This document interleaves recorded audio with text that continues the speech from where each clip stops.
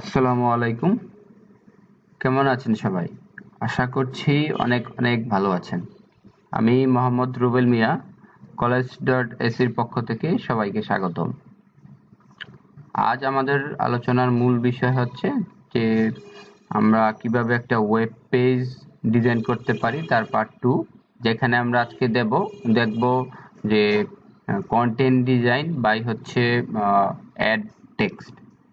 আমরা যেটা প্রিভিয়াস ভিডিওতে দেখেছিলাম যে একটা ইমেজের মাধ্যমে আমরা আমাদের পেজটাকে কিভাবে ডিজাইন করতে পারি। সো আজকে আমরা দেখব যে একটা টেক্সটের মাধ্যমে আমরা কিভাবে ডিজাইন করতে পারি বা আমরা কিভাবে একটা টেক্সট অ্যাড করতে পারি তার বিস্তারিত।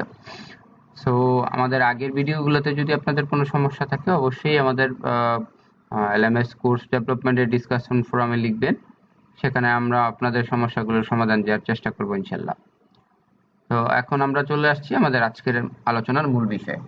তো আমি বরাবরের মতন এই ভিডিওতেও শুরুতে বলে নিচ্ছি যে আমরা আমাদের যে এলএমএস কোর্স ডেভেলপমেন্টের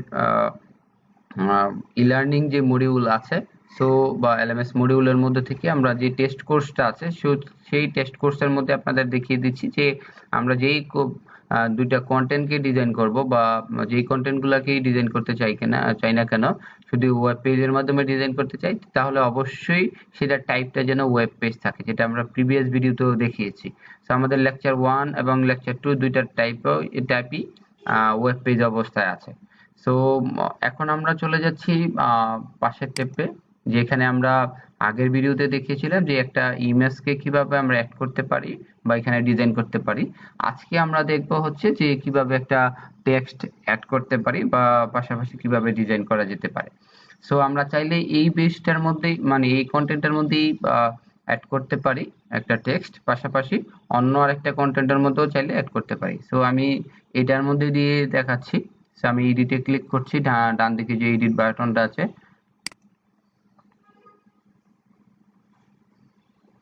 দেন আমি এইখানের সার্চ অপশনে এখন ক্লিক করে লিখছি হচ্ছে টেক্সট।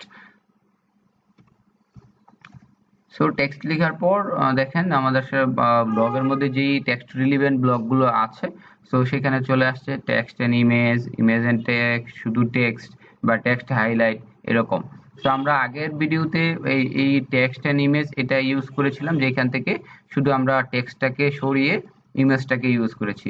ঠিক চাইলে আজকেও আমরা সেটাকে ইউজ করতে পারবো, যেখান থেকে আমরা ইমেজটাকে সরিয়ে দিতে পারবো। তো প্রথমে আমি শুধু টেক্সট এন্ড ইমেজ এই ব্লকটা ইউজ করে দেখাচ্ছি, পরে শুধু টেক্সট ইউজ করেও দেখাবো। সো আমি আগের মতনই এই টেক্সট এন্ড ইমেজ ব্লকটার উপর মাউসের বা বাটন দিয়ে চাপটা ধরে দেন হচ্ছে যেখানে আমরা রাখতে চাই সেখানে টেনে রেখে দিচ্ছি। সো দেখেন আমাদের ইমেজটার পরে ঠিক পরপরই আমাদের একটা ব্লক চলে আসছে, যেখানে বাম দিকে টেক্সট আছে এবং ডান দিকে হচ্ছে ইমেজ আছে। সো এইখান থেকে আমি চাচ্ছি যে আমার ইমেজটা দরকার নেই, সো আমি এই ইমেজটার উপর মাউসের বা বাটন দিয়ে ক্লিক করার পর এখানে থেকে ডিলিট করে দিচ্ছি। দেন হচ্ছে এই টেক্সটটাকে আমি যেহেতু এটা ডাবল কলাম ছিল আগে, তার মধ্যে থেকে আমি সিঙ্গেল কলাম মানে ফুল স্ক্রিনে যাচ্ছি, তার জন্য কলামটাকে নান করে দিচ্ছি। দেখেন যখনই নান করে দিচ্ছি আমার ফুল স্ক্রিন এটা চলে আসছে। তো এখন আগেরটার মতনই বরাবরের মতন এই নিচ থেকে যে এক্সট্রা পোর্শন আছে এখানে আপনারা দেখতে পাচ্ছেন, সেটা বাম মাউসের বা বাটন দিয়ে চাপটা ধরে ছোট করে দিচ্ছি, ঠিক উপরের দিকেও আমি ছোট করে দিচ্ছি। সো দেখেন এখন আমার টেক্সটটা ফিলটা চলে আসছে। এখন আমরা আমাদের প্রত্যাশা অনুযায়ী চাইলে সেটাকে এডিট করতে পারি বা এখানে আমাদের যা ইনফরমেশন লেখার দরকার সেগুলাকে আমরা এখান থেকে কি করতে পারি, লিখতে পারি। সো আমি এখানে লিখছি যে ABC। সো যদি আমি যে এখানে কোনো কিছু লিখি অটোমেটিকলি কিন্তু সেটা আমার চলে আসবে, যে বা আমি যদি ডিলিট করতে চাই সেটা কিন্তু আমরা এখান থেকে ডিলিট করতে পারবো।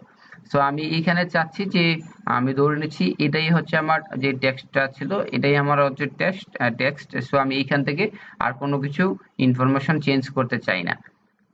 সো এই অবস্থায় তাহলে আমি সেভ করে দিচ্ছি।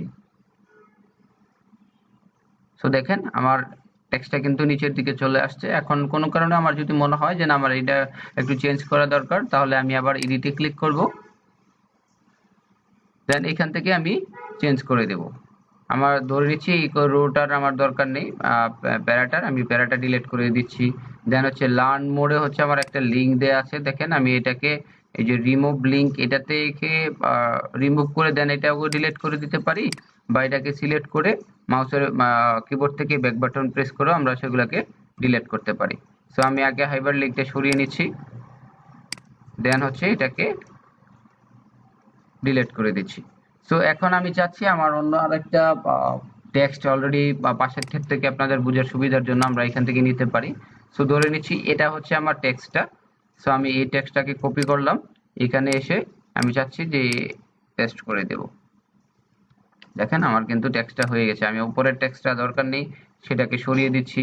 দেন আমার এটা হয়তো বা কোর্সের আমার একটা অবজেক্টিভ ছিল, সো আমি এখানে লিখে দিতে পারি কোর্স অবজেক্টিভ।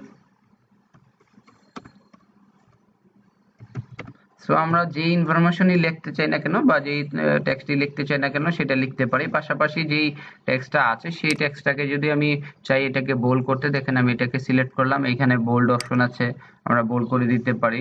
সো হেডলাইন টাইপের যেগুলো আছে, যে টাইটেল টাইপের যে কোর্স অবজেক্টিভ, সেই ক্ষেত্রে আমরা এইখানে দেখেন টেক্সটের যে সাইজগুলো আছে সে ফন্ট সাইজ সেটা আমরা চেঞ্জ করতে পারি, দেন ফন্টের স্টাইলটা চেঞ্জ করতে পারি। এবার যে টাইটেল টাইপের যেগুলো আছে সেগুলো আমরা হেডার যে 3 আছে সেটা চয়েস করে দেব। যখনই চয়েস করে দেব অটোমেটিকলি এটা 24 সাইজে নিয়ে নেবে। সো আমরা টাইটেলগুলো যেগুলো আছে সেগুলোকে আমরা চেষ্টা করব হেডার 3 24 এ রাখতে। আর যেই প্যারাগ্রাফগুলো আছে সেই প্যারাগ্রাফগুলোকে আমরা সিলেক্ট করলাম, এখান থেকে দেখেন স্টাইলটা দেওয়া আছে নর্মাল, আর টেক্সটার ফ্রন্ট সাইজ দেওয়া আছে 18, সেখানে আমরা নর্মালি রাখবো, আর এখানে আমরা 18 জায়গায় 14 করে দেব। সো 14টা হচ্ছে বেস্ট। সো আপনারা চাইলে পাশাপাশি সেটাকে 18তেও রাখতে পারেন। আর যেহেতু যেই টেক্সটটা নিয়েছি এটা একটা প্যারাগ্রাফ টাইপের বা প্যারা টাইপের, সো এখান থেকে আমি টেক্সটের অ্যালাইনটাকেও চেঞ্জ করে দিচ্ছি। দেখেন যদি টেক্সটের অ্যালাইনটা আমি জাস্টিফাই করে দিচ্ছি, সো আমার হয়ে গেল জাস্টিফাই। সো এখন আমি চাইলেই এই যে টেক্সটটা আছে, এই টেক্সট হোক বা প্যারাগ্রাফ হোক, সো এখান থেকে আমি চাইলে সেটাকে বোল্ড করতে পারি, দেন হচ্ছে আন্ডারলাইন চাইলে করতে পারি, আন্ডারলাইন আমি করছি না, চাইলে টেক্সটের ফন্টের যে কালার আছে সেই কালারটাকে আমি এখান থেকে চেঞ্জ করতে পারি।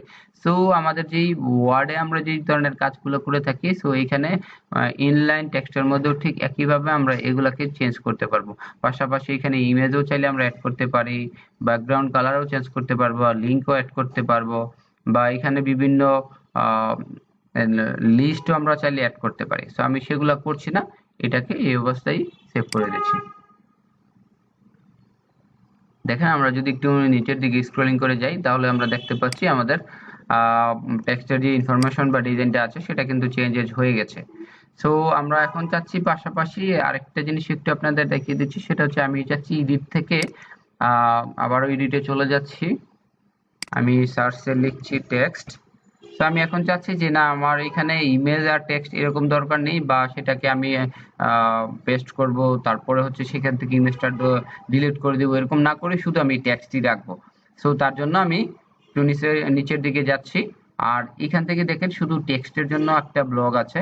সো সেটার উপর মাউসের বাম বাটন দিয়ে চাপ দিয়ে ধরে আমি এখানে এসে ছেড়ে দিচ্ছি। তাকে ছেড়ে দেওয়ার পর আমরা এখানে দেখতে পাচ্ছি যে আমাদের শুধু টেক্সটের জন্য একটা ফিল্ড এখানে অটোমেটিকলি চলে আসছে। সো যেখানে আমাদের আগের এই ব্লকটাতে ছিল হচ্ছে ইমেজ প্লাস হচ্ছে টেক্সট, সো এখানে কিন্তু শুধু টেক্সট চলে আসছে। সো আমরা যদি শুধু টেক্সটের দরকার পড়ে তাহলে এটাকে আমরা ইউজ করতে পারি। সো আগের মতন আমরা নিচ থেকে এই পোর্শনটাকে কমিয়ে দিচ্ছি, উপর থেকে এই পোর্শনটাকেও কমিয়ে দিচ্ছি। দেন হচ্ছে এইখান থেকে আমি চাইলে এখন আমার ইচ্ছা মতন করে আমি যেই টেক্সটগুলো আছে সেগুলো আমি এখানে পেস্ট করতে পারি। আমার যেহেতু কপি করা ছিল আমি এটাকে পেস্ট করে দিচ্ছি, আর এই টেক্সটটাকে রিমুভ করে দিচ্ছি। সো দেখেন আমার টেক্সটটা রেডি হয়ে গেছে। এখন আমি সেই টেক্সটটাকে সিলেক্ট করে এইখান থেকে যেহেতু নর্মাল এখানে আমরা আগেরটা 18 দিয়ে 14 দিয়েছিলাম, এটাকে 14 করে দিচ্ছি, অ্যালাইনটাকে চেঞ্জ করে দিচ্ছি, এটাকে আমি চাইলে কালারও করতে পারি। সো তার মানে হচ্ছে আমি যেই আমাদের ব্লকগুলো ছিল সো এই ব্লগের মধ্যে আমরা আগের পার্টে বা আগে আমরা যেটা দেখেছিলাম সেটা হচ্ছে টেক্সট ইমেজ বা ইমেজ টেক্সট। এখন আমরা দেখলাম হচ্ছে শুধু টেক্সট। তো আমরা চাইলে দুইটাকে ইউজ করতে পারি প্যারালালি, বা যে কোনো একটাকে ইউজ করতে পারি, বা যে কোনো এইটা যদি ইউজ করি তাহলে আমরা সেখান থেকে একটাকে সরাই দিতে হবে, আর এটা ইউজ করলে ডিরেক্টলি আমার শুধু একটা ফিল্ডে আসবে। সো দিয়ে এখন আমি সেভ করে দিচ্ছি। তার মানে একটা পেজের মধ্যেই কিন্তু আমার ইমেজ এবং টেক্সট দুইটাই কিন্তু এট এ টাইমে হয়ে গেছে। সো এই হচ্ছে আজকের আলোচনার মূল বিষয়। আমরা পরের ভিডিওতে দেখব যে আমরা কিভাবে আমাদের ওয়েব পেজ ডিজাইনের মধ্যেই কিভাবে আমাদের যে বিভিন্ন রিসোর্স গুলা থাকে, সো সেই রিসোর্স গুলাকে হচ্ছে আমরা মিডিয়া লিস্টের মাধ্যমে দেখাতে পারি সেই ব্যাপারে। তো সেই পর্যন্ত সবাই ভালো থাকুন। ধন্যবাদ সবাইকে। আসসালামু আলাইকুম।